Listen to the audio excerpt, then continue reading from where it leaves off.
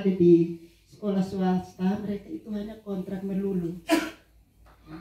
Baru-baru untuk ujian P3K untuk sementara yang sudah berjalan itu adalah sekolah negeri, sementara untuk sekolah swasta sampai hari ini belum terlaksana. Dan kami dengar, artinya baru dengar isunya bahwa kalau artinya tidak lulus berarti mereka untuk kontraknya ini berakhir bulan Desember. Tidak tahu nanti artinya tidak lulus berarti berhenti bulan Desember dan selanjutnya itu mereka sudah jadi orang biasa. Jadi ini artinya usulan dari kami, bagaimana nasib teman-teman kami yang sudah mengabdi lama sekali. Baik mengajar di sekolah negeri maupun sekolah swasta itu semua adalah guru yang mempunyai profesi yang sama, beban kerja juga sama. SD, SMP, SMK. Ini yang artinya pengalaman kami ini SD, tidak tahu SMP dengan SMA itu seperti apa, tetapi ini SD. Jadi kita mohon bantuan Bapak kalau bisa, biar mereka diangkat cukup untuk AP3K. Bagaimana kalau bisa umur artinya yang mengabdinya sudah lama sekali, kalau bisa diangkat lebih dahulu, nanti kalau prosesnya di umur yang baru mengabdi mungkin kemarin baru tamat kemarin. Terima kasih. Oh mungkin saya agak lupa lagi yang kedua kaitan dengan akta tanah sertifikat. Tadi sudah disampaikan, sudah ditanya juga jawabannya sama. Kaitan dengan sabuk merah. Jadi untuk luas tanah yang diberikan itu adalah berapa? 16. Itu memang masyarakat sudah artinya dengan rela untuk memberikan. Tetapi tadi ada usulan kaitan dengan sertifikatnya. Kami mohon kalau bisa ini kami masyarakat bodoh untuk urusan kaitan dengan perhitungan kaitan dengan nilai-nilai sertifikat itu. Kami tidak mampu untuk tiap hari kami pergi urus di pertanahan. Kalau bisa petugas itu bekerja sedikit, artinya mungkin tanah-tanah yang ada di sementara digusur, kalau bisa dicari tahu untuk kira-kira siapa punya yang masuk dalam, artinya dalam hitungan itu untuk dikurangi, karena biasa setiap tahun itu nilai pajak itu sudah dihitung di sana. Jadi datang sampai di sini kami hanya bayar saja. Untuk merubah nilainya ini mungkin kami minta bantuan. Terima kasih.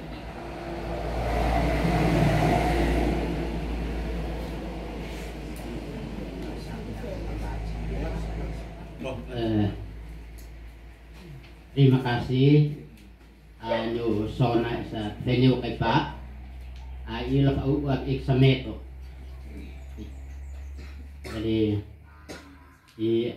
nak toko agama karena di haikli kekurangan yo kursi atau bangku seperti Bapak perhatikan kay nabi gereja okan di gereja sa impit lekin lantai sa ay baik satu tiga okan Biton lim ahunut afinit nyukutin Bapak Hiro bile tonim tombo es ahunut tonim amuniti au tonmuti au kabyuk panyukit dan tonim ahunut au tuit Bapak olas nanay hem sosat sene di Kubang sampai awakan nomor SSI jam apa telepon anline Bapak Hiro alau ok biar anak dalam naut mutui poma lawat nakam hikut hakmu jok hai kalau ai natatai met embalas kita nak met tadi me awolas nanau telepon di Bapak hitakan au isa Flores alon metan pau mangkau aku biar nak kat lo tai sale sen anak imat nau bet nau fa kalau memang natai kita nak loh on me. Jadi binon mabi ibaba it ane wala lide yung kekurangan sa toko ay bangku o kantin in ay danim sa te pakai keramik o kala aklim na ay injong sat anay lale in plafon ini satan noy nain nen jadi utuit saya onalei. Terima kasih atas kesempatan yang diberikan. Saya Ibu Mirisiki, anggota BPD Desa Napan, sekalian pemerhati tenun ikat di desa kami.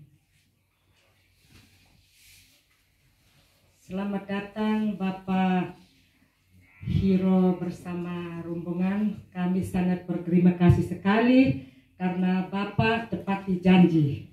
Bapak tidak ingkar janji. Dan semoga ini menjadi awal yang baik untuk pembangunan desa kami, khususnya menjadi desa terdepan di wilayah NKRI dan RDTL. Kami langsung saja Bapak, ini menyangkut ibu-ibu. Potensi asli desa kami menyangkut PLBN dan untuk meminimalkan jalan tikus.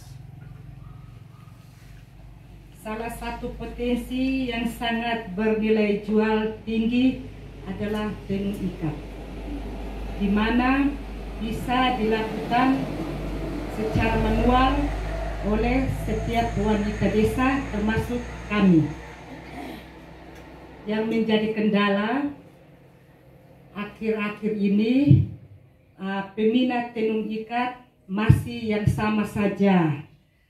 Anak-anak gadis kami sudah beralih tangannya lebih senang untuk menekan HP ketimbang diajak untuk kai abas.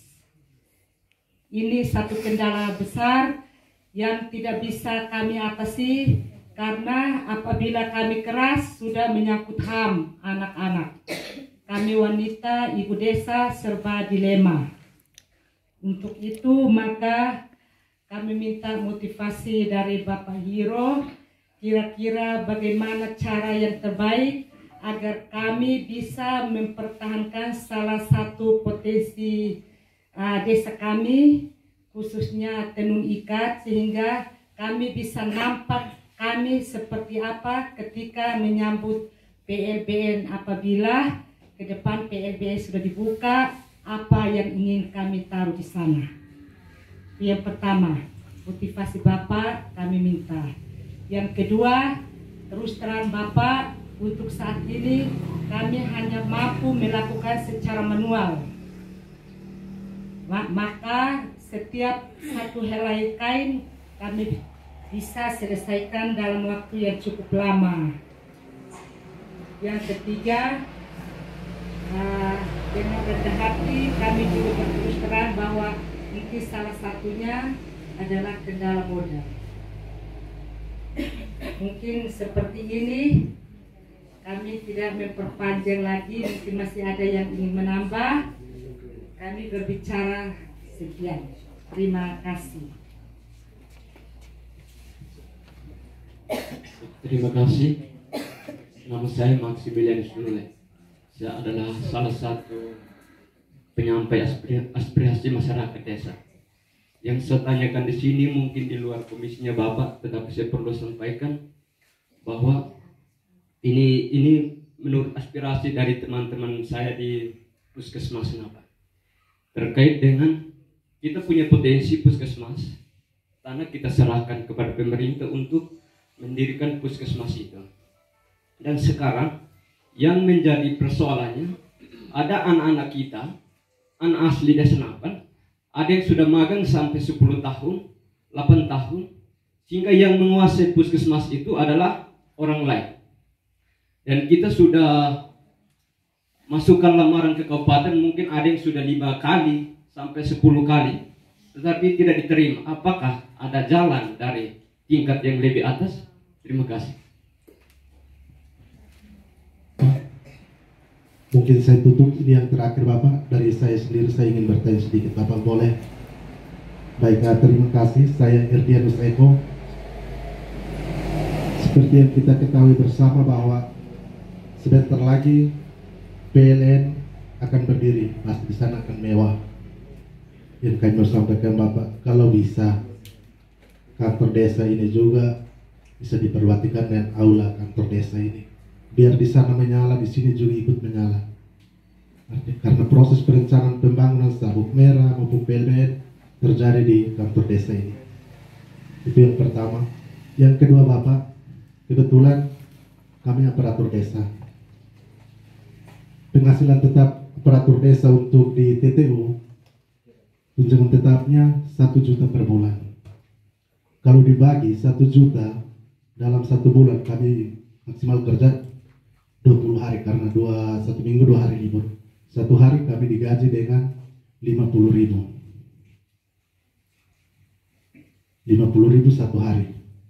Kalau kami sampai kadang Sabtu juga ada urusan, Minggu juga kadang urusan, berarti kami tiap hari itu digaji dengan 33.000. Itu kerja duduk di kantor desa sampai jam 2, jam 3. Kesejahteraan teman-teman di desa sangat minim sekali. Itu yang perlu kami sampaikan Bapak. Mungkin Bapak di Komisi 1 pemerintahan boleh kalau bisa coba diusulkan mengenai silta penghasilan tetap perangkat desa. Kalau bisa ya sesuai dengan aturannya, ya golongan 2A sudah. Seperti yang dijanjikan, sudah pernah janjikan Pak Jokowi. Mungkin hanya itu saja Bapak, terima kasih. Jadi terima kasih Pak Eko. Kantor desa ini baru saja Bapak Mas datang juga. Kami sudah laporkan tapi memang kantor desa itu ini pemerintah harus perhatikan itu karena ADD-nya itu kalau bisa itu penambahan. Dan di sini dana ADD-nya berapa di sini? ADD 281 juta. 281 juta. Iya. Itu kalau dikurangi gaji aparatur, dikurangi dengan lembaga kemasyarakatan, maka sisanya itu hanya 20 juta. Sehingga 20 juta itu untuk operasional SPPD dan lain sebagainya, sehingga untuk memperbaiki ini tidak bisa. Oke, terima kasih. Jadi nanti kita dorong desa-desa di perbatasan yang langsung di pohon perbatasannya itu untuk bagaimana diperhatikan pemerintah pusat ya, dan pemerintah provinsi. Nah, sharing dana dengan kabupaten supaya kantor desanya itu juga mereka imda harus tahu itu intinya. Terus tunjangan dulu VDP Himbin TTU RT dulu kan pengen paling padahal ini mentak naon Bapak RT sekarang Bapak RT kan tapi itu 200.000 per bulan. 200.000.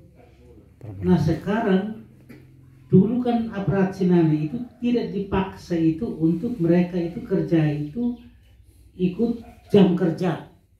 Jadi event waktu itu yang hawa bicara non dioplele. Sekarang hanya tamu dan dalam kantor teh.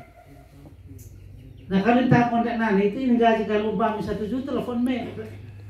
Dan ini terus kita percakapkan dengan pemerintah supaya nasib Korupsi bisa ada ya. Karena bisa mengakibatkan banyak desa-desa yang ADD-nya itu kan kalau umpamanya ratusan juta di atas 500. Nah kalau peluang bukan yang tak kesinabakan asas praduga tak bersalah, tapi biarin heks ini menetap. Jadi kan desa tangga mau benain nebe, benain benane awan, sawan awan, awap in si bapak anis aunti, macam kau sebapan. Haisam kor. Nah ini bapak dia senang ber. Haisam koran. Napa yang kor? Tapi hukum ini dia tidak mengenal nak bapak anik kan ini. Nah nanti sebentar kami berproses nanti sidang pengadilan pembuktian nanti kita lihat hasilnya. Tapi itu kan enak. Di desa Komi, contoh desa Komi, Apa itu kuat? Sekarang apa desa tua bata? Ya. 1,3 M. Di desa sau bapak besar kandungan, au bapak yang kata pojin in anfet. Het mon. Jadi tetap keluarga, tapi neo proses hukum nak kita bet tenet ne non be non mese. Amnesin dulu tak nak amnen. Kalau nawan itu pengadna an mone an feto tenalet, wait tenet be non mese. Jadi lembin le homne opon le membin honek mon le me lomuton mulaja o katam kotem ke. Clean on le na katruba. Nah, jadi itu yang nanti tetap kita ini supaya ke depan itu memang tunjangan aparatnya itu memang diperhatikan dan kita dorong. Sehingga umpamanya ijazahnya umpamanya SMA, setara SMA, SMK, SMAK atau sarjana onme itu kan harus diperhatikan sesuai karena dia berada di dalam tatanan sistem pemerintahan. Pemerintahan yang paling bawah adalah desa. Dan desa ini dia punya sistem teknis sampai yang RT. RT ini dia di bagian online bin kecamatan nanti itu mulai ini di bupati ada dinas ini. Nah ini ke depan ini pasti negara perhatikan.